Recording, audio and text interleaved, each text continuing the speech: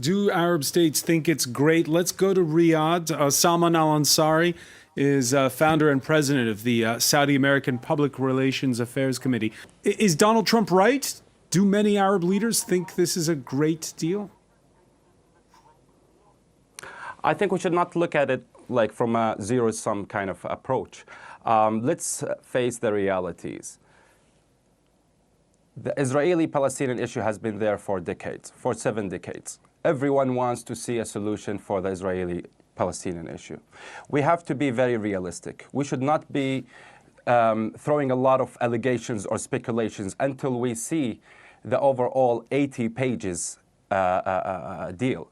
This is number one. Number two, let's look at it from the Arab perspective. As I said, in all my interviews, I'm not representative of the Saudi government in any way.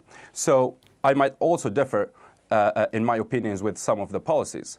But I would love to tell you that the Arabs from one side and the Israelis from another side, they both have a vision to normalization. But how to get that, it's like a scheme that I would say from 1 to 10. The Arabs want to have the Palestinians to have a legitimate country, to have their rights under the 242 United Nations Security Council or through any other deal.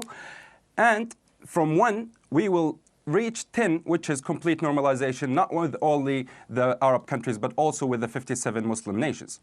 But the Israeli stance wants to take it from 10 to 1. 10 is complete normalization with the Arab and Muslim worlds. Then it will move towards having the Palestinians to have their own country. What Trump has done is, I would say it's a smart move to start from 5 towards 1 and from 5 towards 10, which is great.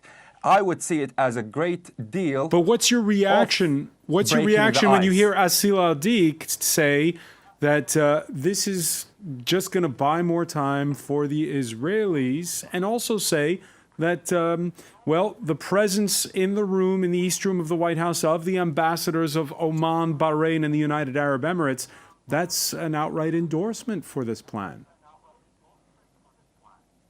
Look, at the end, the Palestinian decision is the only decision that will be taken into consideration. Let's face it, let's not put the responsibility on the shoulders of other countries in the region. Definitely, they would be helping to facilitate more dialogues, etc. But the reality is that the Palestinians are the only ones who can lead the discussions. And I would love for Abu Mazen, the President Abbas, to give a chance to discussions with the United States. Because from the very beginning of the talk of the deal of the century or the opportunity of the century, we have seen a complete rejection. Rejection of what? Of something that you haven't seen. This does not show you, this does not show the world that you are actually serious on peace. So I would love for Abu Mazen to take the real courageous steps to at least discuss the deal. It's not like take it or leave it. It's not a one kind of plan that will be applied disregarding the interest and the opinions of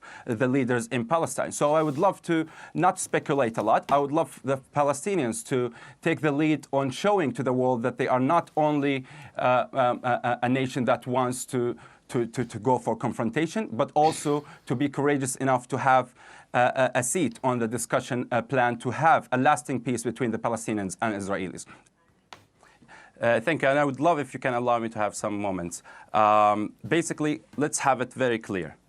The Palestinian grievances are legitimate. The Israeli security concerns are legitimate. Let's find a way in the middle to get peace between two nations. It's very important to look at it from a pragmatic point of view, not from an emotional point of view. Let's also speak about something else that your guests have alluded and spoke about.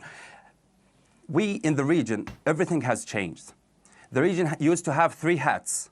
The first hat was in the 50s and 60s, Arab nationalism. The second hat was in the 70s and 80s up till recently, the Islamist hat. Right now, we have the pragmatic national hat. So when it comes to people who would be speaking about what's the opinion of the intellectual, what's the opinion of the public opinion, let me be very frank. The public opinion is in complete support of having an end to the Israeli-Palestinian issue. But we are getting a lot of rumors and a lot of media campaigns from radical extremists, specifically from the Turkish and Qatari and the Iranian part that wants to that's opening up another debate.